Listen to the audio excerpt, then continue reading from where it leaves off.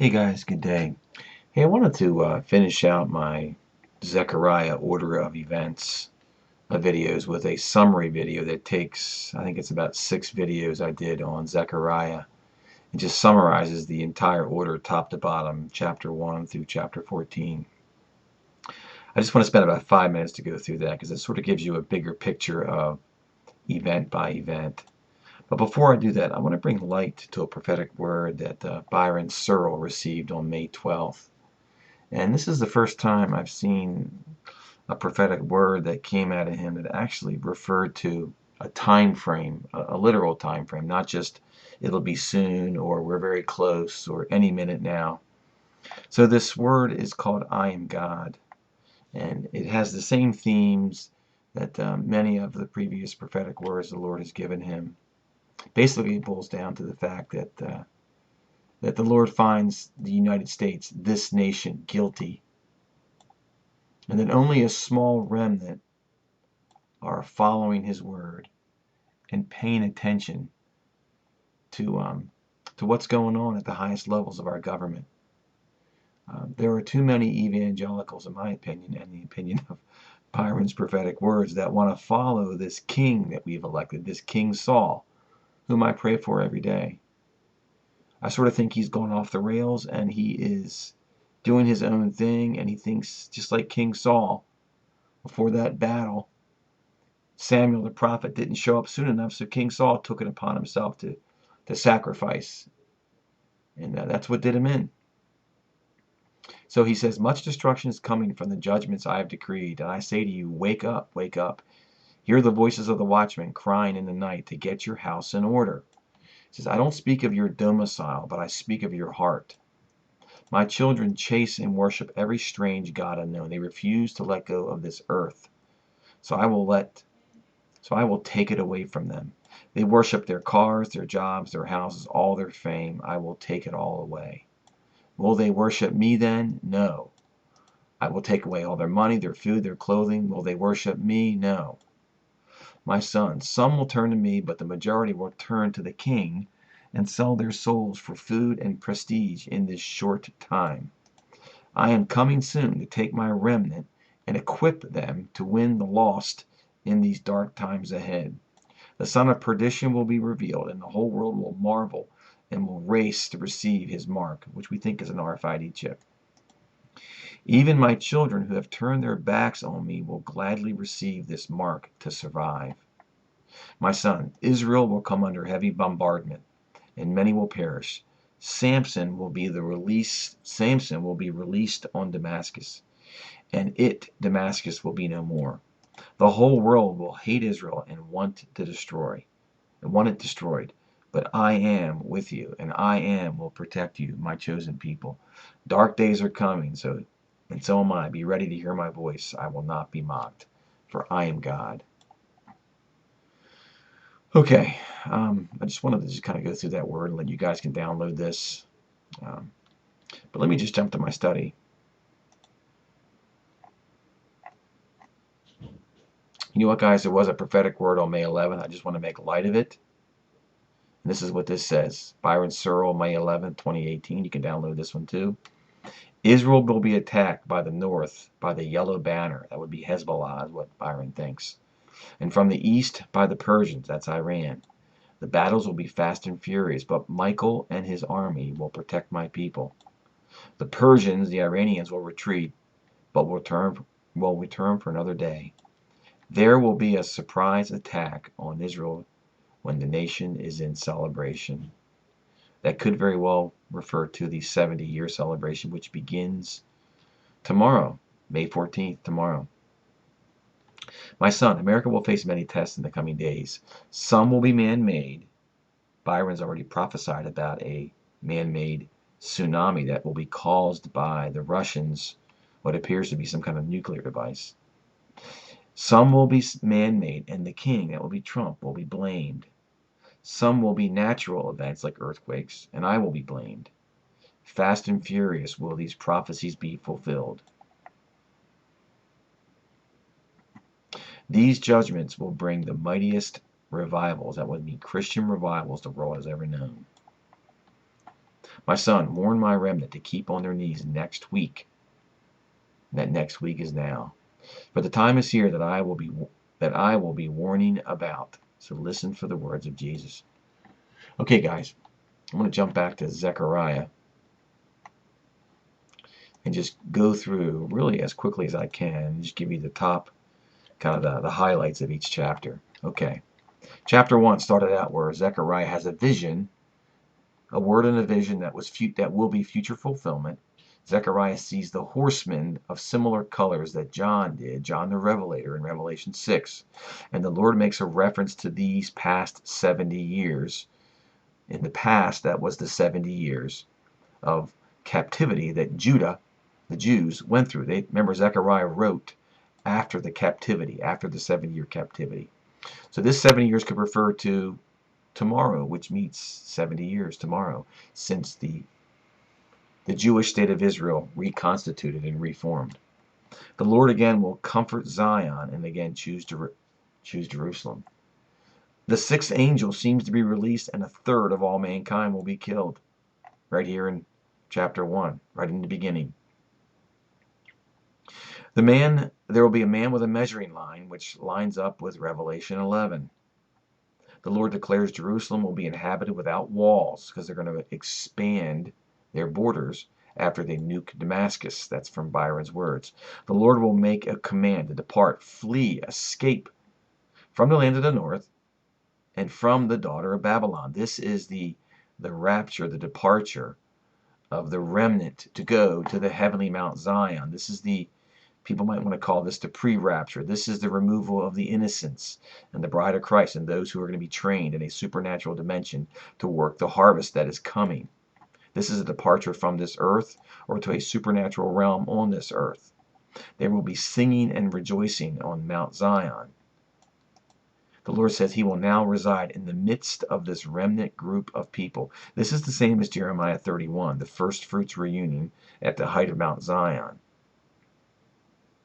Many folks are not aware of this pre-rapture here, this removal of the innocents and the remnant. It seems like it's people just think of one rapture of all the believers. This is what's going to bring judgment on the Christian churches, because the children go and a very small group of the believers, the most faithful believers, will be taken, maybe 5 to 10%. And the church who are left behind, even though they may be faithful, they will be in shock and awe when they realize the kids go. Hey, chapter 3. This is a vision.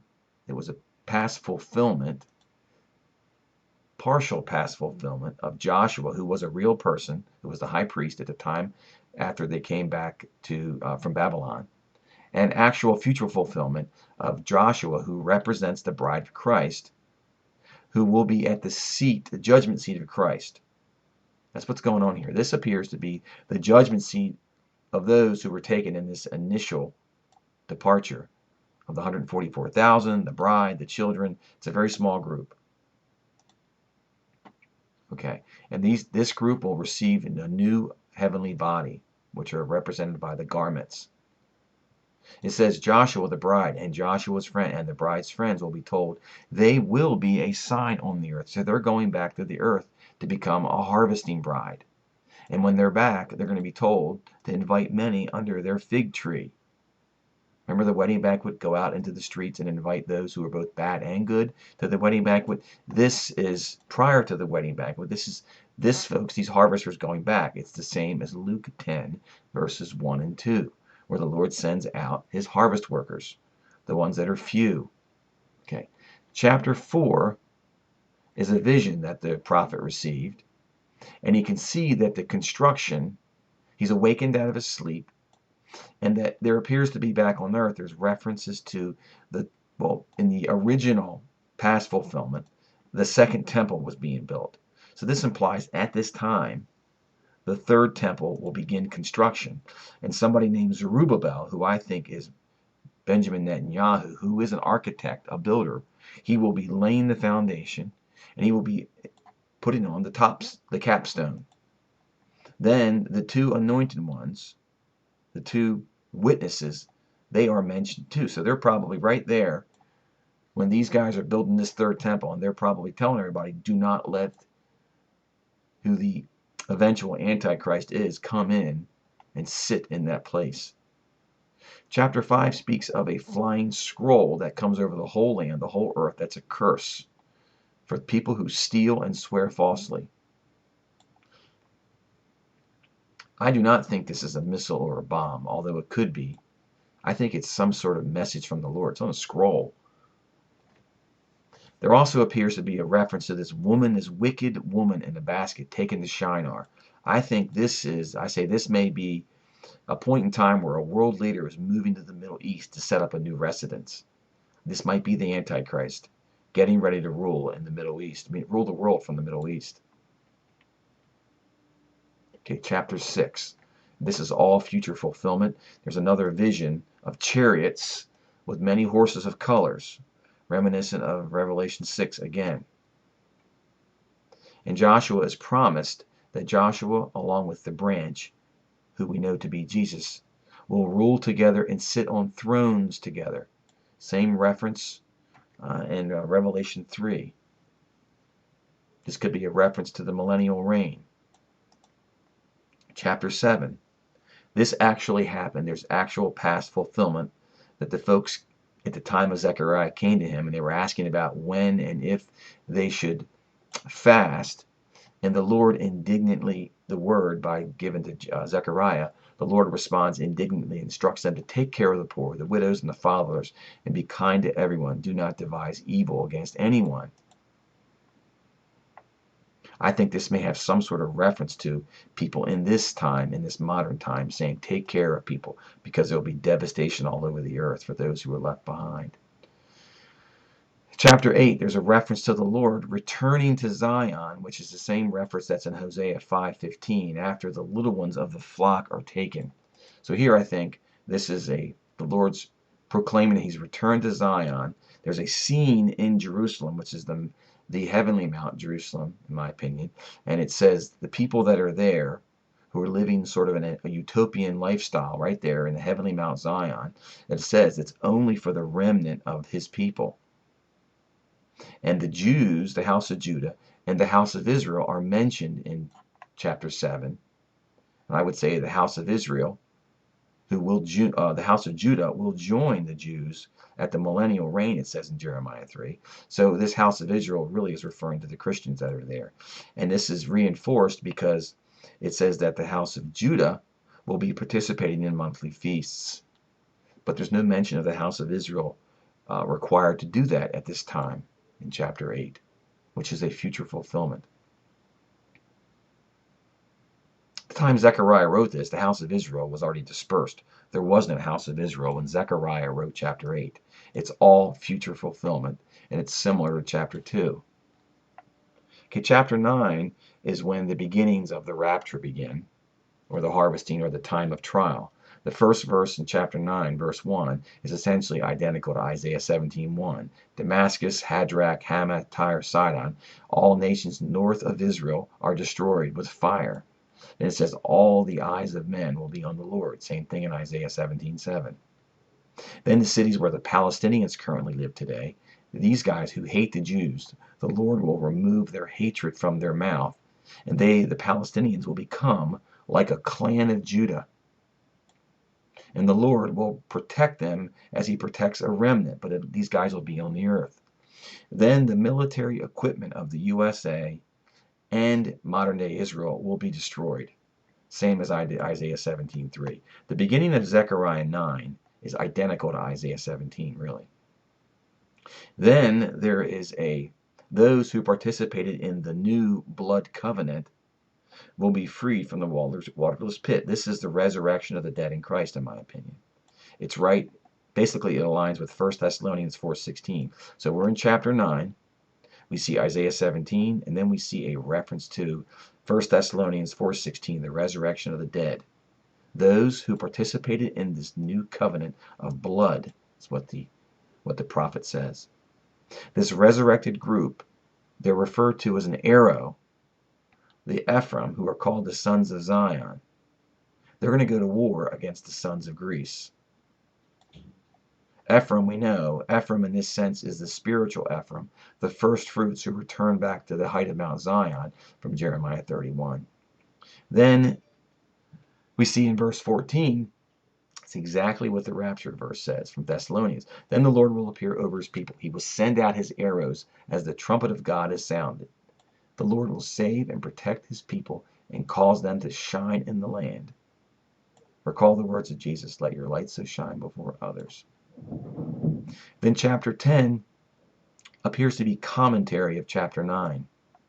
This group of Ephraim, these warriors, these sons of Zion, they will be supernaturally enhanced physically and will become like a mighty warrior, which is a description of an angel. Then the Lord will whistle for Ephraim and gather them in, and they will bring their children with them. The Lord will gather in his harvesting army, just like Matthew 24:31. He will gather his elect. Chapter 11 is where the Antichrist is revealed and given power to rule the world. But right before the Antichrist comes, it says total destruction comes in the form of fire. All sorts of trees are cut down, signifying that many leaders are killed and destroyed. The shepherd's glory, is ruined. This sounds like the trumpet judgments from Revelation 8. Then the shepherd, who has taken control, who's offered to take control by the Lord, taking control of a flock that's called the flock doomed to be slaughtered. And this shepherd, kills 3 other world leaders, so that identifies him as the Daniel 9:24 shepherd, who is the Antichrist. So the Antichrist comes on the scene and is given power in chapter 11. Notice when this rapture occurs in chapter 9. What does that mean? That means we have a pre-mark of the beast, or pre-great tribulation. See, I would say that the tribulation, in my opinion, is when all hell breaks loose and the world's essentially destroyed. That's my definition of it. But many people say the tribulation, or the great tribulation, is when the shepherd, the Antichrist, takes over. So this to me defines that there indeed is a pre-great tribulation rapture. The Christians who are faithful will be removed in Zechariah 9 prior to this Antichrist taking control in chapter 11. Chapter 12 starts off where it says the Lord will save his people. Basically, the Lord returns to save Judah at this point. The Lord will save his people, and the Jews in Jerusalem will be supernaturally enhanced. Their physical bodies will be enhanced. The feeble will be as strong as David when David was a warrior. And the house of David, the regular Jews, will be like an angel. Same kind of thing as Ephraim. These people will be transformed, and they will fight for Jerusalem. Then finally, the end of chapter 12, the house of Judah will look up, and they will look upon him whom they have pierced, and they will mourn as one mourns for an only son. The Jews will finally know their Messiah, Yeshua, Jesus, in chapter 12. Chapter 13, there is a fountain that opens up, and the Jews appear to be getting baptized by the pure water that's going to come from Jesus. No more deception at all. Then the Lord will kill the mark of the beast babies. These are the babies that were born during the Great Tribulation, or when the mark of the beast was instituted. These babies were not made in the image of God. They were made in the image of Satan. So the Lord must kill them. Just like Ken Peters' vision, he only saw little children around because all of the children who were older were removed during the raptures. So that's chapter 13. Chapter 14, I didn't actually summarize chapter 14 because it's pretty self-explanatory when you get to it. Chapter 14 is a day that's coming to the Lord. Well, he will, and it's referred to as on that day, then the Lord my God will come with all his holy ones with him. It's a special day. No light, no cold, it's a special day, really. No light, cold, or frost. It's a unique day, which is known to the Lord. It says, for there will never be again a decree of utter destruction. And the people will, for the millennial reign, they seem to keep the Feast of Tabernacles, the Feast of Booths, and everybody in the world will be required to come to Jerusalem during that 1 week. If they don't come, they won't receive rain for their harvest, for their crops. So guys, I just wanted to kind of go through this quickly. You guys can go through this summary yourself, and it helps us understand the actual order of events instead of speculating on them. With that, guys, have a great day. God bless you.